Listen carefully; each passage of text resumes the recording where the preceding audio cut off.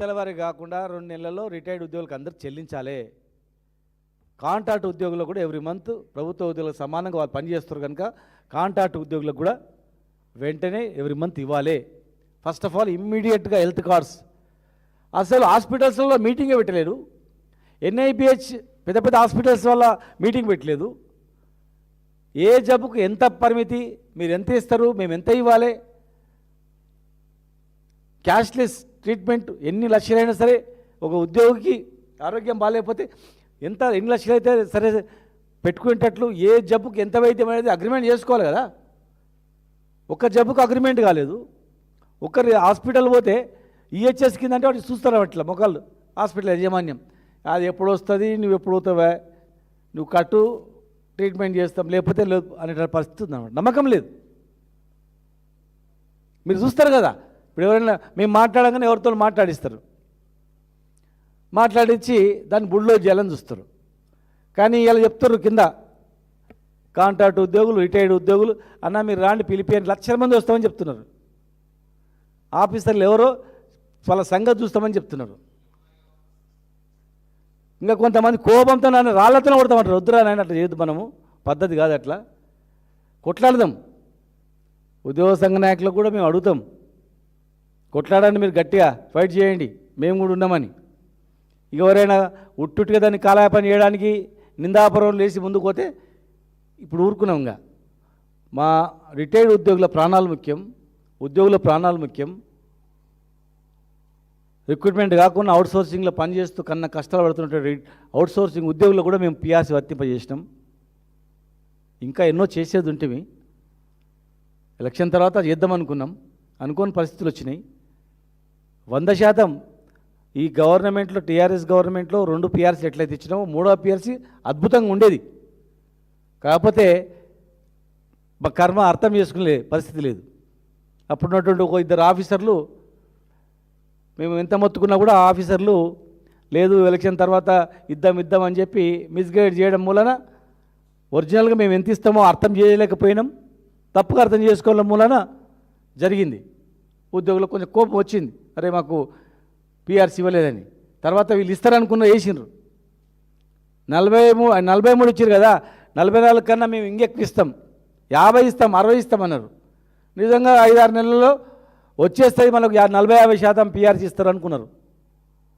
ఇవాళ తెలిసిపోయింది అందరు కూడా. రైతులకు ఎట్లా తెలిసిందో, మిగతా వృత్తులకు ఎట్లా తెలిసినాయో మా ఉద్యోగ వృత్తి వాళ్ళకు కూడా తెలిసిపోయింది. కనుక మేము మొదటి మిగతా అంశాల కన్నా ప్రియారిటీ ఇచ్చేది మాకు హెల్త్ కార్డ్స్. కనుక ఈ వారం రోజులలో కమిటీ డిక్లేర్ చేసి హెల్త్ కార్డ్స్ ఇష్యూ చేసి 2-3 రోజుల్లో అన్ని హాస్పిటల్ యజమానులతో మీరు మాట్లాడి ఏ ఎంప్లాయీ, ఏ రిటైర్డ్ ఎంప్లాయీ అపోలో హాస్పిటల్ కానీ, యశోద్ హాస్పిటల్ కానీ, కిమ్స్ కానీ, కామినేని కానీ, ఇంకా ఎన్ఏబిహెచ్ కింద ఉన్నటువంటి పెద్ద పెద్ద కార్పొరేట్ హాస్పిటళ్లకు డైరెక్ట్గా పోతే ఇమ్మీడియట్గా కొన్ని వార్డులు కూడా కేటాయించి, కొన్ని రూమ్లు కేటాయించి, సపరేట్గా బెడ్లు కేటాయించి వీళ్ళు రాగానే ఇమ్మీడియట్గా అడ్మిట్ చేసుకొని ₹1 అడగకుండా ట్రీట్మెంట్ చేసి వాళ్ళని డిశ్చార్జ్ చేసి పంపాల. ఇప్పటివరకు ఈ రాష్ట్రంలో మొట్టమొదటిసారిగా జీతాలకించి కట్ అవుతున్నాయి. ఒక్కొక్కరివి 1800, 2000 జీతం లేచి డబ్బులు కట్ అవుతున్నాయి. మరి కట్ అయిన అమౌంట్ కట్ అవుతుందన్నప్పుడు కట్టింగ్ చేసేటంత దృష్టివే కాళ్ళు ఇష్యూ చేయడంలో ఎందుకు లేదా? ఆఫీసర్లు ఏం పని చేస్తున్నట్లే? నువ్వు కట్ చేయడానికి టకా జ్యూస్ చేసి కట్ చేస్తున్నావే, మరి కట్ చేయగానే కాళ్ళు కూడా టకటక ఇవ్వడానికి ఎందుకు ప్రయత్నం చేయలేదు? హాస్పిటల్తో ఒక మీటింగ్ పెట్టకుండా, కమిటీ కాన్స్టిట్యూట్ చేయకుండా డబ్బులు కట్ చేయమని ఎవరు చెప్పిండ్రు? డబ్బులు మీకు జీతంలో కట్ చేయమని ఎవరు చెప్పిండ్రు? ఎంప్లాయీస్ చెప్పిండ్రా? సంఘ నాయకులు చెప్పిండ్రా? ఎవరు చెప్పింది? ఎవరబ్బా సొమ్మని కట్ చేస్తారు? 30 రోజులు కన్న కష్టాలు చెమటడిచి పనిచేసినటువంటి ఉద్యోగుల రక్తాన్ని మీరు తాగుతారా? కార్డులు ఇవ్వకుండా మొత్తం జమ చేస్తారా? కార్డులు ఇష్యూ చేసినాక కట్ చేసేది ఉంటుంది.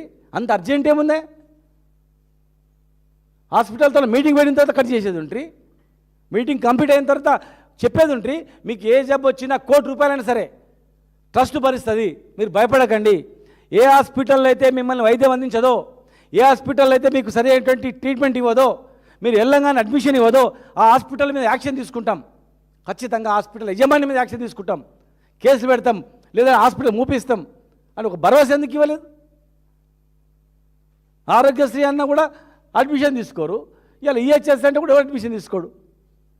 కావాలంటే ఇద్దరు పంపించండి, అప్పలకు పంపించండి, యశోదకు పంపించండి, కిమ్స్కి పంపించండి, కామినేనికి పంపండి, ఇంకేదైనా హాస్పిటల్ పంపండి, తీసుకుంటారా?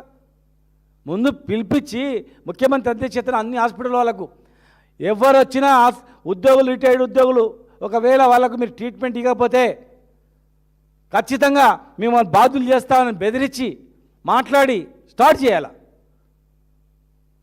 డబ్బులు కటింగ్ చేసిన మీద పెట్టిన దృష్టి, కార్డులు ఇష్యూలు చేయడంలో లేకపోవడం, మీటింగ్లు పెట్టకపోవడం, ఒక భరోసా ఇవ్వకపోవడం అనేది చాలా బాధాకరం.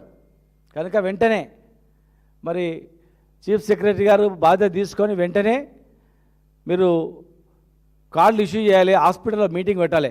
మీరు ఈహెచ్ఎస్ స్టార్ట్ అయిన తర్వాత ఏ హాస్పిటల్లో ఎవడైనా అడ్మిట్ చేసుకోకపోతే, ఈహెచ్ఎస్ అని చెప్పి చిన్న చూపు చూస్తే, సపరేట్ బెడ్లు లేవని చెప్పి వాపస్ పంపితే మీరే అధికారులే బాధ్యత వహించాల్సి వస్తుంది, ప్రభుత్వమే బాధ్యత వహించాల్సి వస్తుంది. గుర్తుపెట్టుకోండి. సహనాన్ని, ఓర్పుని పరీక్షించకండి, మంచితనాన్ని అలసుగా తీసుకోకండి. ఏదంటే అది బట్టి చేస్తే కాము ఉంటామని అనుకోకండి. ఉట్టుట్టిగా అల్లటప్పగా రాలే తెలంగాణ అనేది. మేమందరం కలిసి 42 రోజుల సమ్మె, 17 రోజుల సకల జన సహాయ నిరాకరణ, పెన్ డౌను, వంట వార్పు, సమరపేరి, మిలియన్ మార్చు, సాగరహారం, ఇలాంటివి ఎన్నో ఉద్యోగ సంఘాలు కలిపి చేసినటువంటిదే ఉద్యమం. అందుకే ఆనాడు ముఖ్యమంత్రి కేసీఆర్ గారితో మాట్లాడి సకల జనుల సమ్మె కన్నా ఎక్కువ పిఆర్సీ కావాలంటే ఒక దినం ఎక్కువ తీసుకొచ్చినాం. ఇవాళ మీరు ఇంకొక 2 పిఆర్సీ తీయరని మేము కూడా సంతోషపడతాం, మేము కూడా చేయగొడతాం. మేము ఒక ప్రభుత్వంలో ఉన్నటువంటి నాయకులమే కాకుండా, ఓ పార్టీలో ఉన్నటువంటి నాయకులమే కాకుండా తెలంగాణ ఉద్యమకారులుగా మీకు ప్రయోజనాలు ఇస్తే ఖచ్చితంగా మేము కూడా మెచ్చుకుంటాం. ప్రెస్ మీట్లు పెట్టి శబాస్ అని చెప్తాం, బ్రహ్మాండంగా చేసిరని. ఏ బేషేజాలు లేవు మాకు. కానీ ఉట్టే 3 ఏళ్ళు అయిపోయింది, ఇంకా 2 ఏళ్ళు లేదు. ఉట్టి కాలయాపన చేసి మాట్లాడితే కాదది. మా ఆవేదనతో చెప్తున్నాం, కింద స్థాయి నుంచి, అన్నా ఎందుకు మీరు మాట్లాడతలేరు, ఎందుకు మీరు ఏమంటలేరు, మీ గలం ఎందుకు చెప్తలేరు, మేము సిద్ధంగా ఉన్నాం ఏంటి అని వాళ్ళందరూ మాట్లాడుతున్నందుకు మేము చస్తుంటే కూడా మీరు మాట్లాడరా, మాకు వైద్యం అంతా కూడా మీరు మాట్లాడరా, ఇంకెప్పుడు మాట్లాడుతున్నందుకు సరే సమయం ఇచ్చినాం. మీరు వెంటనే చేయకపోతే మాత్రం మంచిగా ఉండదు. బుడ్డ బెదిరింపులకు భయపడేది లేదు. మా లక్ష్యం తెలంగాణ రాష్ట్ర లక్ష్యంగా మేము కొట్లాడినాం. ఇక్కడున్న మేము అందరం కూడా, ముగ్గురం కూడా మా ప్రయోజనాలు, రాష్ట్రం గురించి కొట్లాడినటువంటి వాళ్ళ ప్రయోజనాలు మాకు ముఖ్యం. గ్యారెంటీగా మేమందరం మా సంఘాలు నాయకులతో కూడా మేము మాట్లాడతాం. మళ్ళీ ఒకసారి మా ఉద్యోగ సంఘ నాయకులతో మాట్లాడి మా నుంచి ఏం సహాయం కావాలో, ఏం చేయాలి చేస్తాం. అడిగితే సహాయం అడిగితే చేస్తాం, లేదు మేము చేసుకుంటామంటే మేము కూడా ఏం చేసుకుంటాం మేము చేస్తాం. మా ప్రయోజనాలు, మా ఉద్యోగుల ప్రయోజనాలు చాలా ఇంపార్టెంట్ కనుక గ్యారెంటీగా ఎట్టి పరిస్థితుల్లో కూడా ఆరోగ్య విషయంలో మేము వెనక్కి తగ్గేది లేదు. ఖచ్చితంగా హెల్త్ కార్డు తొందరగా ఇవ్వాలి. ఈ మధ్యకాలంలో ఎవరైనా చనిపోతే మాత్రం దాన్ని ప్రభుత్వందే బాధ్యత. ఎవరైనా హాస్పిటల్ అడ్మిట్ చేస్తే అడ్మిషన్ తీసుకోకుండా వాపస్ పంపి ఏమైనా కారణమైతే మాత్రం అవన్నిటి కూడా హెల్త్ కార్డు ఇష్యూ అయ్యి స్టార్ట్ అయ్యేంత వరకు ఏ ఉద్యోగి వైద్యం అందక చనిపోతారో, రిటైర్డ్ ఉద్యోగి వైద్యం చనిపోతారో, ఏ హాస్పిటల్ పట్టించుకోలేకపోతుందో, డబ్బులు సరిగా అందక వైద్యం చేయకుండా ఇంటి దగ్గరే ఉండి నేను ఏ హాస్పిటల్కి పోయి అడ్మిట్ చేయాలని చెప్పి ఇంటి దగ్గర ఉండి చనిపోయినా కూడా, ఏ జబ్బుతో ఇంటి దగ్గర ఉండి చనిపోయినా దానికి ప్రభుత్వమే బాధ్యత వహించాలని చెప్పి మేము డిమాండ్ చేస్తా ఉన్నాం.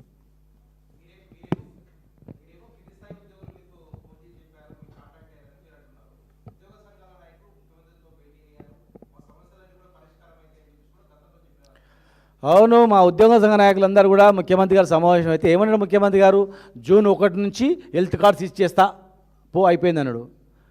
జూన్ 1 నాడు పిఆర్సీ నివేదిక తెప్పించుకుంటా, చలో అయిపోయింది అని చెప్పిండు. జూన్ 1 నుంచి మీ బకాయిలు మొత్తం చెల్లించేస్తాం పో, లిమిటేషన్ లేదన్నారు. మరి జూన్ 1 అంటే జూన్ 1 2027 జూనా 28 జూనా 2026 జూన్ అయితే అయిపోయాయి. మా ఉద్యోగ సంఘ నాయకుల ముందనే అన్నారు కదా, వాళ్ళే ఒత్తిడి తీసుకొచ్చి మాట్లాడిచ్చారు కదా, మరి వాళ్ళు మాట్లాడిచ్చిండ్రు అయిపోయింది. మరి అధికారులు ఏం చేస్తున్నారు? మరి ముఖ్యమంత్రి గారు అన్న తర్వాత ఇమీడియట్గా ఇంప్లిమెంట్ చేయాలి కదా. అధికారులు ఏం చేస్తున్నట్లా చూస్తున్నట్లా? ఎవరు చచ్చిపోతాడు సావని, రిటైర్డ్ అయినోడు 5 మంది సావని ఏంటంటే చూస్తున్నట్లా? ఏం చేస్తున్నట్లా? అందుకే మా వాళ్ళు మా సంఘ నాయకులు చెప్పిచ్చినా మరి ఫస్ట్ నుంచి ఇంప్లిమెంట్ కాలేదు కనుక మరి మేము కూడా మరి ఏం చేద్దామనేటువంటి ఆలోచన. మాకు కూడా బాధ్యత.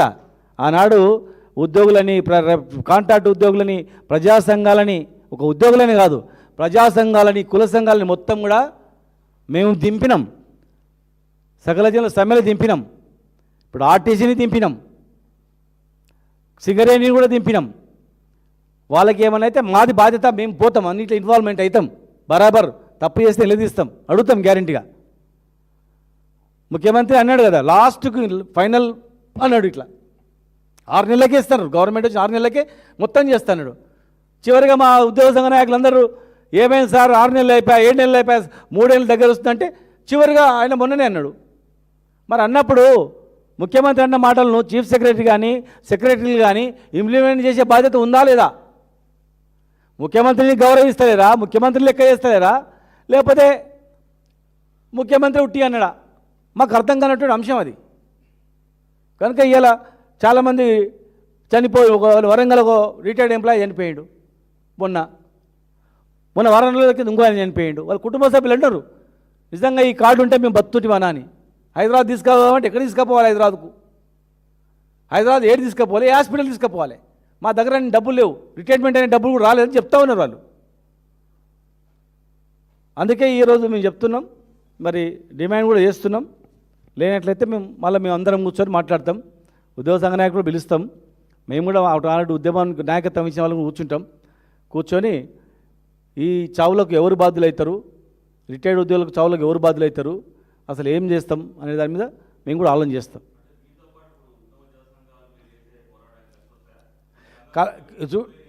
కలిసి వచ్చిన వాళ్ళతోనే కలుపుకుంటాము. లేదు మాదే మేము చేసుకుంటామన్నా, మీది మీరు చేసుకోండి అనుకుంటే మేము చేస్తాం. మేము కలిసి వస్తారా అని కాదు, మేము ఇప్పుడున్నటువంటి కొట్లాడే వాళ్ళకు సపోర్ట్గా మేము కూడా చేస్తామని చెప్తాం. మా సపోర్ట్ అవసరం లేదన్నా మేము చేసుకొస్తాం అంటే మరి ముఖ్యమంత్రి చెప్పే కదా, అయిపోయే కదా, ఇంకెప్పుడు చేసుకొస్తారు? మళ్ళీ అడుగుతాం వాళ్ళని టైము, ఎంతమంది వచ్చినాక తీసుకొస్తారు? మరి సావులకు గవర్నమెంట్ బాధ్యత ఏంది? చనిపోయిన కుటుంబాలకు మరి ఏం బాధ్యత తీసుకొని వాళ్ళ కుటుంబాలు ఆదుకుంటుంది? కుటుంబంలో ఉద్యోగాలు ఇప్పిస్తుందా, లేకపోతే పైసలు మొత్తం ఇస్తారా ఏంటి? ఒక ఆయన చనిపోతే, ఖమ్మంలో చనిపోతే డబ్బులు వేసిండ్రు అంటే చచ్చిపోయిన తర్వాత లొల్లి అయితేనే డబ్బులు వేస్తారా?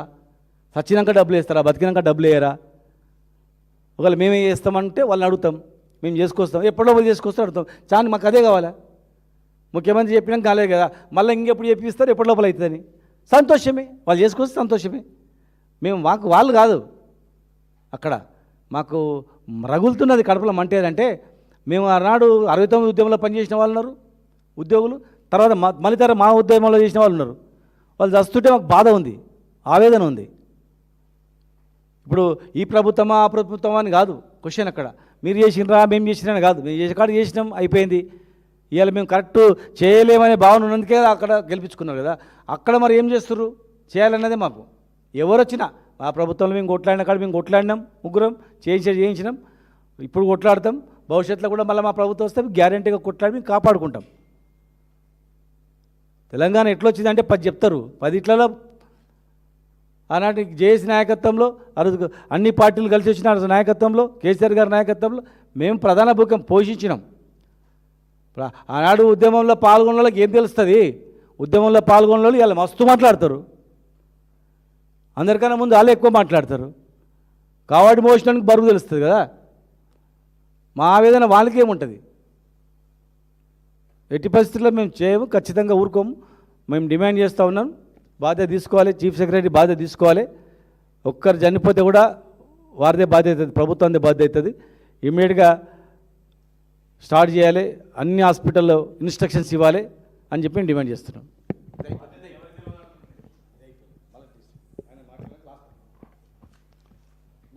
పెద్దలు